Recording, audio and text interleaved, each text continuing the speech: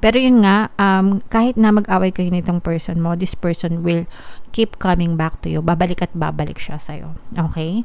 Kasi ikaw yung napili niya sa, kahit na, let's say for example, baka yung iba sa inyo, baka may mga blocks kayo balakid sa relationship, like third parties, or baka meron siyang mga kaibigan na o kaya trabaho, or whatever third parties na nang aagaw ng attention niya. Pero your person will choose you no matter what. Ikaw pa rin ang pipiliin at pipiliin ng person mo. And masaya siya sa iyo. Okay?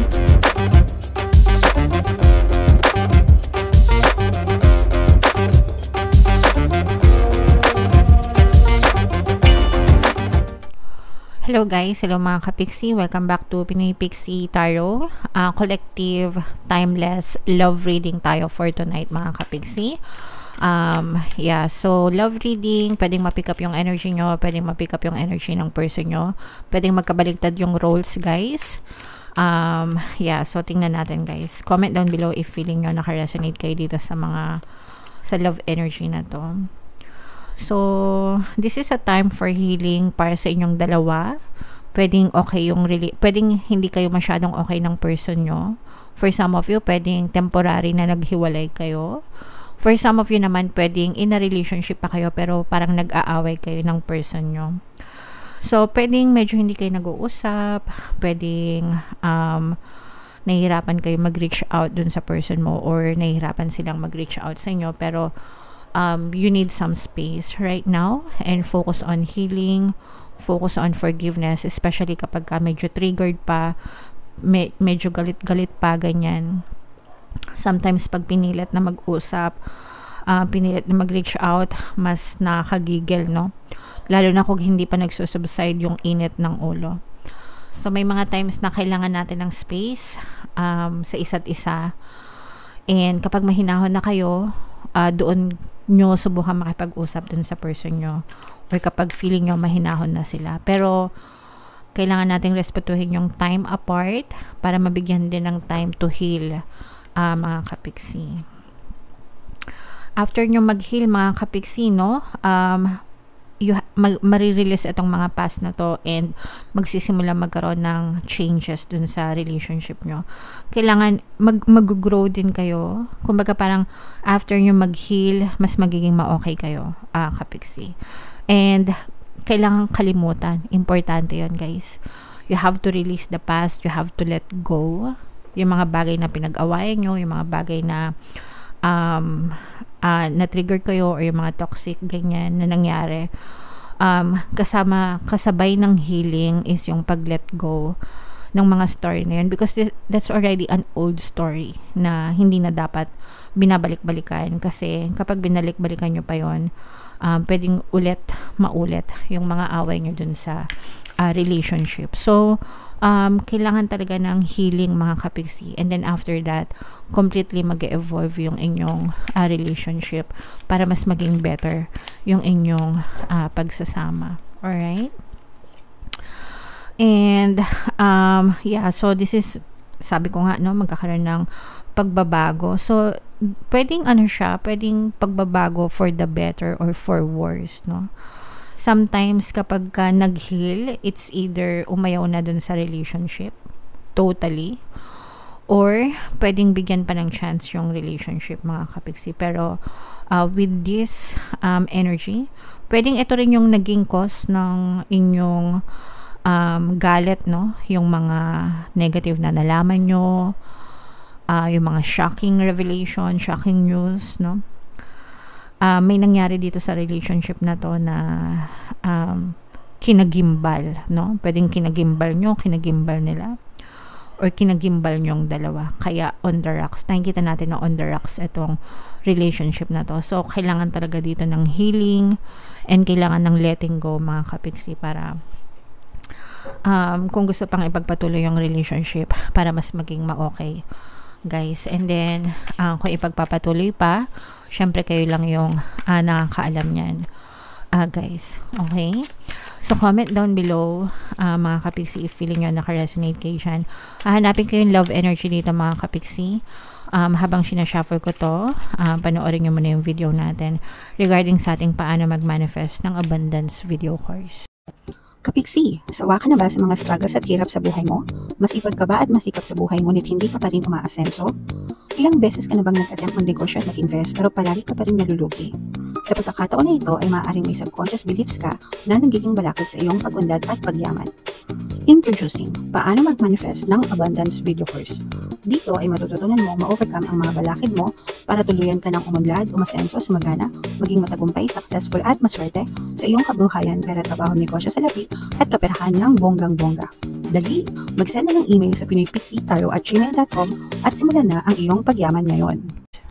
Alright, so sa lahat ng gusto mag-avail ng course guys, no, meron tayong mid-year promo. Magbibigay ako ng 20% discount until June 30. Kaya mag-avail na kayo habang malaki pa yung discount guys. And meron tayong bagong course, paano mawala ang third party at magkaroon ng harmonious na relationship. Para naman yan sa mga kapiksi natin na nagkakaroon ng problema sa relasyon dahil sa third party. So, opening promo tayo guys until January 30. Magbibigay ako ng 30% discount sa lahat na mag-avail ng course. Sobrang laki ng discount guys, sobrang ganda ng course, avail nyo na. So, meron ditong presence guys ng water sign, Cancer, Pisces, Scorpio, air sign, Aquarius, Gemini, Libra. For some of you, pwedeng may ganyan kayo sa inyong water element. Meron kayong ganyan sa inyong natal chart o kaya naman yung person nyo. Pero ito guys, kung hindi kayo kinakausap ng person nyo, mag-a-approach ito sa'yo. Okay? Sa ngayon kasi, itong person mo, naninimbang siya. Lalo na kung galit kayo. Siyempre, kung alam niyang galit kayo, diba, hindi talaga yan magre-reach out, mga kapiksi, kasi nararamdaman nila yung galit niyo kahit wala kayong sabihin sa kanila. Pero tsumitsyempo ito, nag-aantay ito ng paraan. This person is already thinking of moving towards you. Okay? Gusto niya nang mag-reach out sa'yo, gusto niya nang lumapit sa'yo, gusto niyang mag-sorry sa'yo. Okay? Kung siya yung may kasalanan, okay? Kung kayo naman yung may kasalanan, baka kayo yung gustong mag-reach out sa kanila.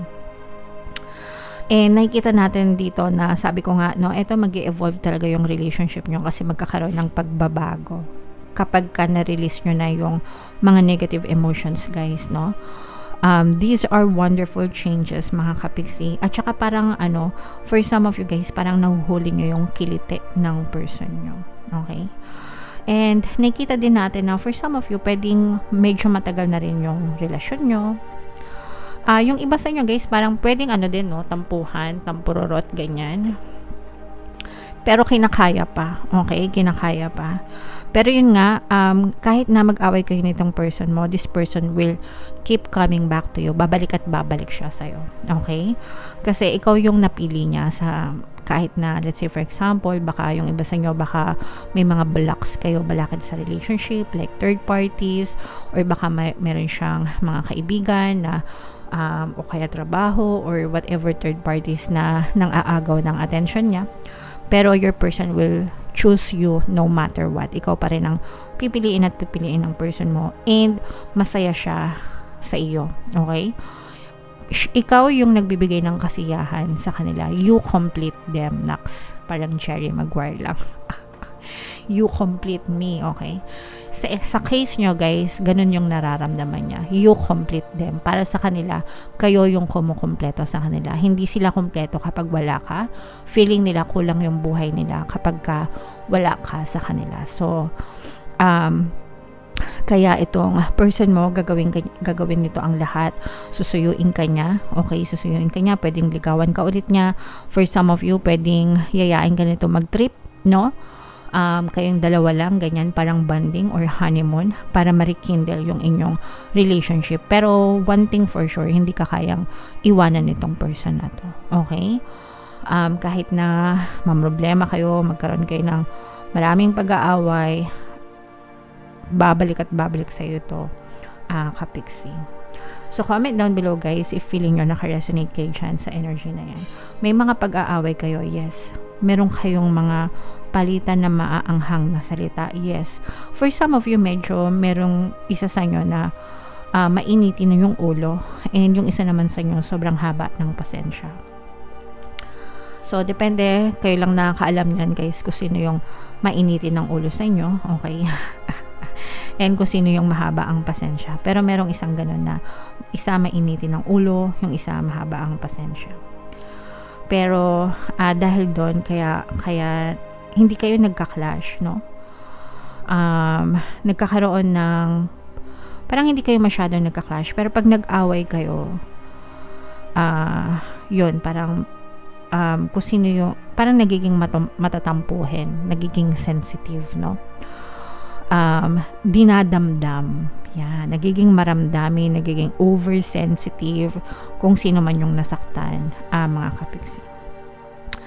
And merong external circumstance, third party, na nagiging dahilan na pag-aaway nyo nitong person na to. Pero that third party is not necessarily kabit, no? Kasi sabi ko nga guys, maaring pagdating sa kabit, pagdating sa third party, there are many forms of third party. Isa na yung kabit or mistress, yung mga trabaho, yung mga in-laws, yung mga barkada, yung mga bisyo, yan, those are all considered as third parties, and many more na naka-apekto sa relationship. Pero yung course ko guys, ang focus nun is third party na kabit na mistress, okay? Alright, pero pwede rin yan sa kahit anong third party, pero ang focus talaga nun is mga kabit. Parang yun yung nagiging mitya ng pag-aaway nyo, kapiksi, lalo na kung mabarkada itong person mo. So parang yun yung pinag-aawayan nyo guys, and dahil doon parang nagmumukmukaya, no? Parang for some of you, parang feeling ko din paulit-ulit na rin itong nangyayari, paulit-ulit ng pinag-aawayan, and paulit-ulit na rin nabigyan ng chance, no? Pero sabi ko nga, paulit-ulit din itong babalik sa'yo, itong person mo, kahit gaano ka niya, kahit ilang beses mo siyang ipagtabuyan, kahit ilang beses mo siyang away-awayin. Yung person mo naman is responsible, pero sometimes childish. Ibig sabihin, minsan okay siya, minsan immature siya. So, parang nagkakaroon siya ng dalawang persona. Minsan okay siya, pero minsan parang isip bata, na lalo na pagka nasa impluwensya na ng mga third party, lalo na barkada, bisyo, alcohol, ganyan. So, yun yung medyo nagiging problema. Pero, as far as love is concerned, sincere yung person mo sa kanyang love and affection towards you. Yun nga lang, may mga balakid talaga sa relationship nyo. So, if naka-resonate kayo guys, pwede nyo pakinggan yung ating pampawala ng balakid subliminal dito sa ating channel. Napakaganda nun mga kapiksi. Lahat na ng klaseng balakid nandun, no? Kabit, in-laws, barkada, bisyo, yan. Nilagay ko na lahat ng affirmations doon para ikaw yung maging priority ng person mo, and para ikaw yung piliin niya no matter what the circumstances may be. So, if in case na naka-resonate kayo dito guys, comment down below and pakinggan nyo yung subliminal na yun para makatulong sa inyo. Sabayan nyo palagi guys ang pampabalisa subliminal, no? Para kahit nasan siya, kahit sino kasama niya, kahit anong ginagawa niya, 24/7, talagang hindi kayo mawawaglit sa isip niya. Hindi talaga yung makakatulog, hindi yan mapapakali kasi kayo lang yung palaging iniisip niya. Alright? Okay, so comment down below guys if feeling nyo naka-resonate kayo. And i-mind nyo ito guys. Mind, mahal ako ng person ko kasi yun talaga nakikita natin. Mind, mahal ako ng person ko. Mind, magsusorry sa akin ng person ko. Mind, magtitrip kami ng person ko. Mind, magkakabati kami ng person ko kasi yun nakikita natin sa inyo mga kapiksi. Mahal na mahal talaga kayo ng person nyo. Alright? So, yeah. Comment down below, guys, if naka-resonate kayo. Guys, ito yung ating mga relationship subliminals. Lalagay ko dito para mapakinggan nyo. And ito naman yung ating success stories ng paano mag-manifest ng abundance video course. Click here to subscribe and click here to join our membership program. Thank you for liking, sharing, and subscribing. And see you again next time. I love you all, guys. Have a nice day. Bye-bye.